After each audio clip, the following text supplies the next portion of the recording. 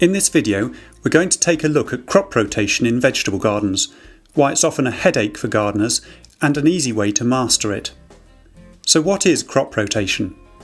The vegetables we grow can be grouped into several plant families which have similar characteristics and often suffer from the same pests or diseases.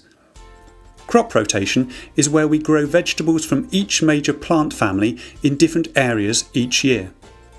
Why do we do this? Firstly, because several problematic pests and diseases can build up in the soil if the plants they affect are grown in the same area each year. For example, nematodes such as eelworm can devastate potato crops grown in the same place year after year, but they also affect other vegetables in the same crop family, such as tomatoes. Onion rot is a serious fungal disease that can persist when crops from the allium group are continuously grown. Cabbage root maggots affect all brassica crops. Fusarium root rot can wreck pea and bean harvests. These are just a few of the many different soil-borne pests and diseases, and crop rotation is almost universally recommended to prevent them all. Secondly, different vegetables take different balances of nutrients from the soil, and their roots access different levels of the soil structure. Cabbage family plants like a lot of nitrogen. Tomatoes need plenty of calcium. Beets and beans require manganese, and so on. Many salad crops are shallow-rooted, but other vegetables like potatoes and sweet corn have roots that extend deep into the soil to bring up nutrients from those layers. Because of this, growing the same vegetable in the same place year after year can lead to nutrient deficiency and poor growth. Thirdly, some plants like potatoes act as a good clearing crop.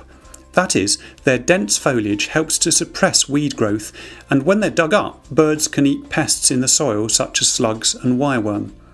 Squash or leafy greens can also be used to suppress weed growth before growing a crop like onions or carrots, which are highly susceptible to competition from weeds. So, for all these reasons, it's clear that crop rotation is an essential part of growing annual vegetables well. However, just knowing that we should rotate crops doesn't make it easy to organise. After a few seasons, crop rotation can become very complex, even in relatively small gardens. The problem is that not only do you need to remember where each type of vegetable was planted in the past, but you also have to be able to correctly identify which plant family they belong to. Many textbooks suggest having one bed for cabbage family plants, one for beans, one for potatoes, etc., and then rotating them each year. However, few gardeners want to grow equal areas of each crop type, so this isn't always practical, and there are often additional constraints such as whether your climbing beans will cast shade over other plants. Other people recommend a very simplistic rotation plan of placing root vegetables, fruiting vegetables and leafy vegetables in different areas. But this roots, fruits and leaves system doesn't work well either. For example, it's not a good idea to grow tomatoes, a fruiting plant, after potatoes, a root crop, because both are in the same crop family and suffer from similar pests such as eelworm nematodes. This is where garden planning software can really come into its own.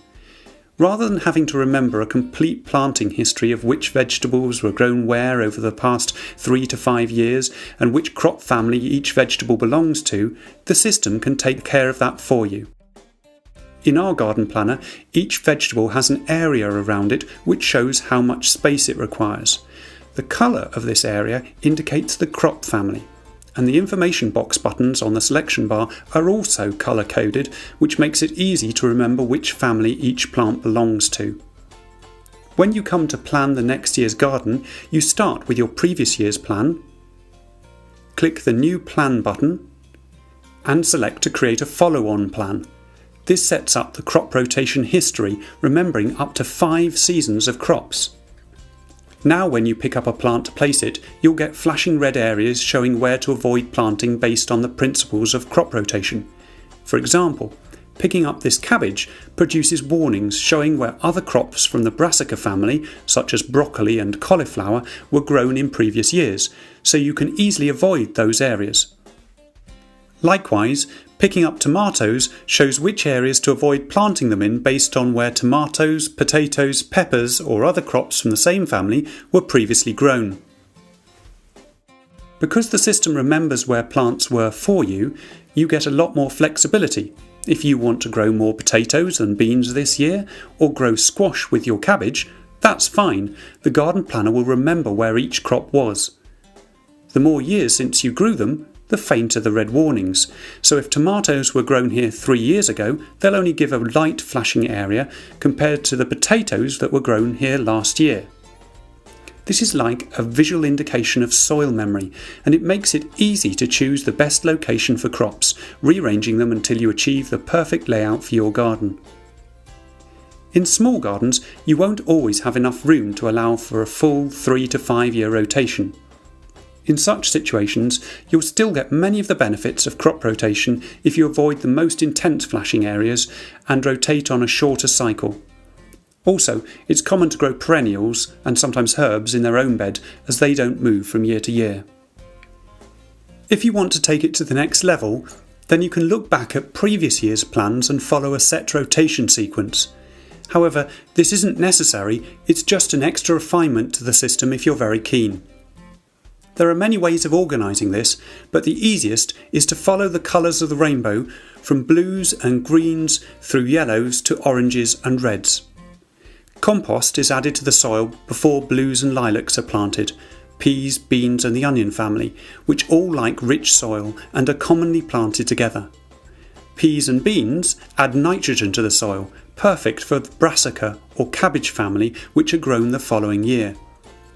Yellows, potatoes, tomatoes, peppers, etc., they come next.